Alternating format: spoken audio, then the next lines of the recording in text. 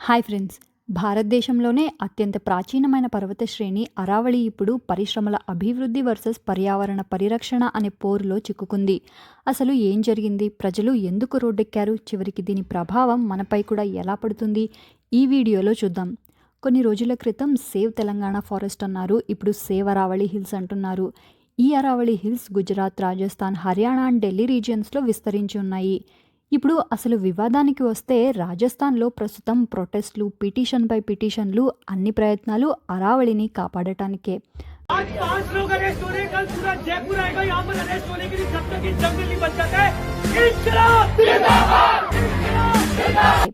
కొండల ఒడిలో నీలి ఆకాశాన్ని తాకుతూ విస్తరించిన వనం అరావళి. అరావళిలో మైనింగ్ జరగాలని గవర్నమెంట్ సుప్రీంకోర్టుకి 100 మీటర్స్ కన్నా ఎక్కువ హైట్ ఉన్న కొండలు మాత్రమే లీగల్లీ ప్రొటెక్టెడ్గా ఉండాలి అని పిటిషన్ వేసింది. అండ్ గెస్ వాట్, సుప్రీంకోర్టు దీన్ని యాక్సెప్ట్ కూడా చేసింది. ఇక్కడ ప్రాబ్లం ఏంటంటే 12,000 కొండల్లో కేవలం దగ్గర 1000 కొండలు మాత్రమే 100 మీటర్ హైట్ కన్నా ఎక్కువ ఉన్నాయి. అంటే 90% కన్నా ఎక్కువ హిల్స్ ఇక్కడ నాశనం అన్నమాట. అరావళి పర్వతాలు కేవలం కొండలు మాత్రమే కాదు, ఇవి భారతదేశానికి ఒక ఎకోలాజికల్ షీల్డ్, భూగర్భ జలాల రీఛార్జ్కు కీలకం, ధూళి తుఫాన్లు అడ్డుకునే సహజ గోడ, ఉత్తర భారతదేశ గాలి నాణ్యతను కాపాడే రక్షణ కవచం. ఇది ఢిల్లీ ఎన్సీఆర్కి లంగ్స్ లాగా. ఇవి కేవలం కొండలు కాదు, డస్ట్ బ్యారియర్లా పనిచేస్తాయి. థార్ డెజర్ట్ నుండి వచ్చే డస్ట్ నుంచి ఢిల్లీని కాపాడతాయి.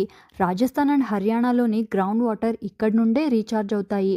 అరావళి లిటరల్గా ఒక గ్రీన్ వాల్, థార్ డెజర్ట్ని నార్త్ ఇండియాలో పాకకుండా కాపాడుతుంది. 100 మీటర్స్ కంటే తక్కువ ఉన్న కొండలు ఇప్పుడు తవ్వకాలు, రోడ్లు, భవనాలు, పరిశ్రమలకు ఓపెన్ అయిపోయాయి. 20 మీటర్లు ఎత్తున్న కొండ కూడా ధూళి తుఫాన్లను అడ్డుకుంటుంది, నీటిని నిల్వ చేస్తుంది. 100 మీటర్లు లేవు ఉన్న ఒక్క లూప్ హోల్ పట్టుకుని ఇక మైనింగ్ చేసేవాళ్ళు లాభాలు చేసుకుంటూ భవిష్యత్ తరాలకు తీరని నష్టం కలిగిస్తున్నారు. అరావళి ఒక్క భాగం నాశనం అయితే మొత్తం వ్యవస్థ కూలిపోతుంది.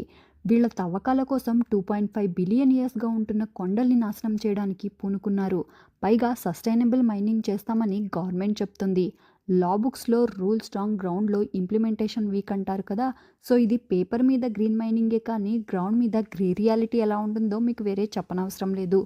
ఇది కేవలం రాజస్థాన్ సమస్యే కాదు, నీరు, గాలి, వాతావరణం, జీవవైవిధ్యం ఇలా అన్నీ కలిసిన ఒక జాతీయ భద్రత సమస్య.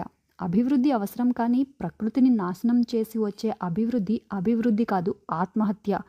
దీని మీద మీ అభిప్రాయం ఏంటో కామెంట్స్లో చెప్పండి. వీడియో నచ్చితే లైక్ చేయండి, షేర్ చేయండి. ఇలాంటి మరిన్ని వీడియోస్ కోసం ఛానల్కు సబ్స్క్రైబ్ చేయండి.